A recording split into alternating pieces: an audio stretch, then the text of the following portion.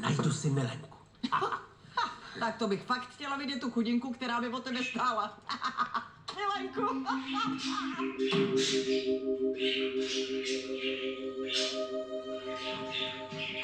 Tak, pojď opatrně, musí tě to bolet.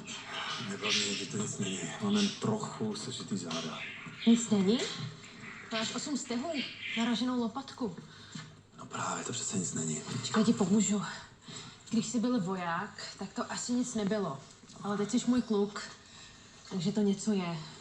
Budeš na sebe dávat pozor. Dobře, samozřejmě budu. A já ti slibuju, že přestanu s Pivoňkou. Přestanu po něm pátrat, protože nechci, aby jsme se hádali.